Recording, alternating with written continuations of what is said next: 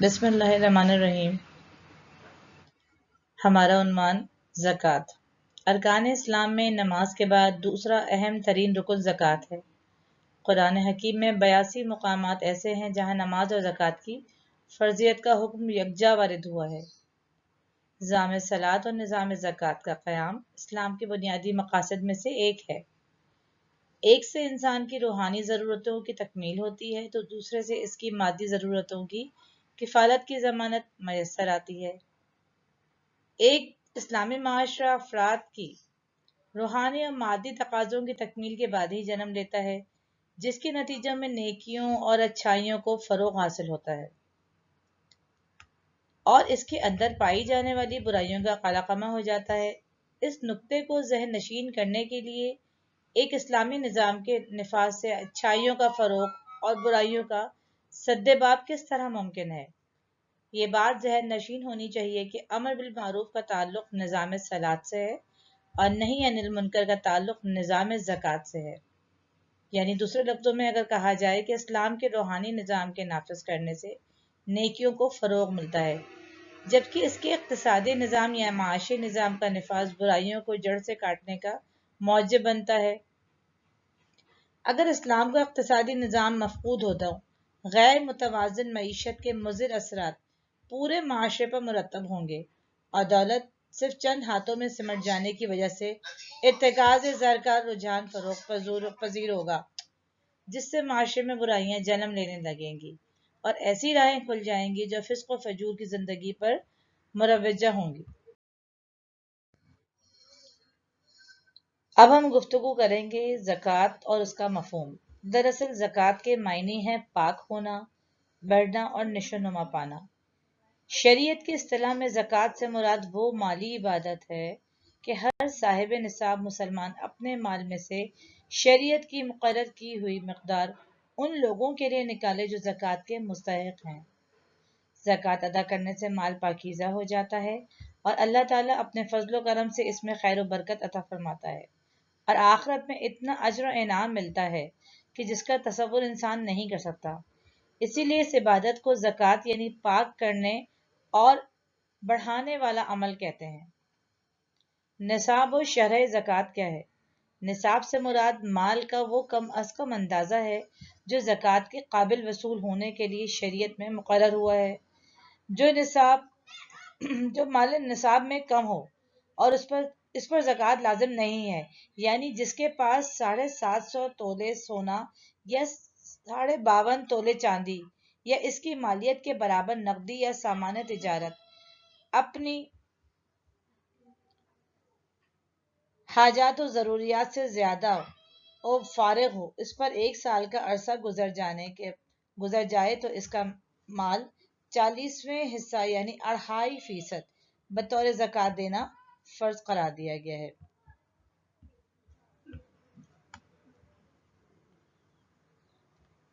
زکوٰۃ کی شرح بالکل اسلام کے وہ اصولوں کے عین مطابق ہے کہ کس طرح سے وہ اسلام کی جو شریعت ہے وہ بتا رہی ہے کہ اسلام میں وہ زکوٰۃ کو کس طرح سے وہ ادا کیا جائے یا وہ کس طرح سے وہ زکوٰۃ کن چیزوں کے اوپر واجب ہے، کن چیزوں پہ زکوٰۃ کی ہے۔ زرعی پیداوار پہ زکوٰۃ ہے۔ زمین کی پیداوار تھوڑی ہو یا بہت جو ہی فصل تیار ہو جائے زکوٰۃ کی ادائیگی لازم ہو جاتی ہے۔ نہری اور چاہی زمین سے 20واں اور بارانی زمین سے 10واں حصہ زکوٰۃ فرض ہے، اسے عشر کہتے ہیں۔ اس میں سال کا گزرنا شرط نہیں، زمین کی ہر پیداوار میں عشر واجب ہے، خواہ ذخیرہ ہو سکے یا نہ ہو سکے۔ جانوروں پر زکوٰۃ،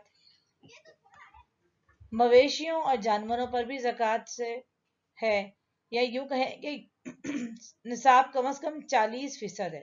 زکوٰۃ ایک بھیڑ یا بکری، بھینسوں اور گایوں کا کم از کم اور اونٹوں کا کم از کم 5 مقرر ہے۔ 30 گائے بھینسوں میں گائے یا بھینس کا ایک بچہ جو 1 سال کا ہو دینا ہوگا۔ 5 اونٹوں پر ایک بکری واجب ہوگی۔ یہ وہ تمام چیزیں ہیں جو زکوٰۃ کے شرح میں آتی ہیں جن کے اوپر زکوٰۃ وہ واجب ہے۔ کیونکہ زکوٰۃ کی اہمیت سے انکار ہم نہیں کر سکتے، کیونکہ دنیا میں کوئی مذہب نہیں جس نے محتاجوں کی اعانت اور انسانیت کی خدمت کی تلقین نہ کی ہو اور اسے عبادت کا لازمی حصہ قرار نہ دیا ہو۔ لیکن یہ خصوصیت صرف اسلام کو حاصل ہے کہ وہ اتنے ہی پر اکتفا نہیں کرتا، بلکہ ہر صاحب استطاعت پر ایک خاص حصہ مقرر کیا ہے جو اسے اپنی تمام آمدنی کا حساب کر کے سال بہ سال لازماً ادا کرنا ہوتا ہے، اور پھر اسے اتنی اہمیت دی ہے کہ اس سے انسان کے اعمال احسن طریقے سے انجام دیے جا رہے ہیں۔ اسلام میں نماز کے بعد اس کا زکوٰۃ کا دوسرا درجہ مقرر ہوا ہے۔ قرآن نے ہر جگہ دونوں عملوں کا ایک ساتھ ذکر کر کے یہ بات واضح کر دی ہے کہ کسی جماعت کی اسلامی زندگی کی سب سے بڑی شناخت یہی دو اعمال ہیں، یعنی نماز اور زکوٰۃ۔ اگر کوئی جماعت انہیں عملاً ترک کر دے گی تو اس کا شمار مسلمانوں میں نہ ہوگا۔ گویا نماز خدا کا حق ہے اور زکوٰۃ بندوں کا حق ہے۔ یہی وجہ ہے کہ خلیفہ اول حضرت ابوبکر صدیق کے دور خلافت میں جب کچھ لوگوں نے زکوٰۃ دینے سے انکار کر دیا تو آپ رضی اللہ تعالیٰ عنہ نے ان کو اسلام سے خارج سمجھا اور اعلان فرمایا کہ یہ لوگ دور رسالت میں زکوٰۃ دیتے تھے اور اگر اس میں سے بکری کا ایک بچہ بھی روکیں گے تو میں ان کے خلاف جہاد کروں گا۔ حضرت عمر نے صدیق اکبر کو اس بات پر ٹوکا اور فرمایا کہ آپ ان لوگوں کو بھلا کیوں کر جہاد کر سکتے ہیں جو کلمے کے قائل ہیں؟ حضرت صدیق اکبر نے سن کر اپنے آہنی عزم کا اظہار ان الفاظ میں فرمایا، ترجمہ: خدا کی قسم جو لوگ نماز اور زکوٰۃ کے درمیان تفریق کریں گے میں ان کے خلاف لازماً جنگ کروں گا۔ حضرت عبداللہ بن مسعود رضی اللہ تعالیٰ عنہ کا ارشاد ہے، ہم کو نماز پڑھنے اور زکوٰۃ دینے کا حکم دیا گیا ہے اور جو شخص زکوٰۃ نہ ادا کرے اس کی نماز بھی نہیں ہے۔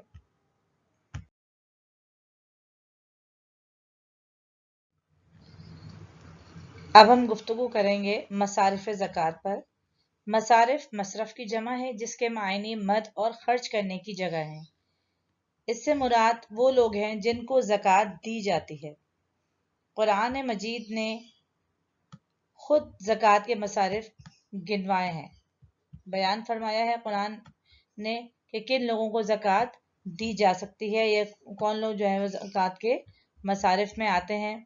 فقراء، فقیر سے مراد وہ عورت اور مرد ہے جو اپنی گزر اوقات کے لیے دوسروں کی مدد اور تعاون کا محتاج ہو۔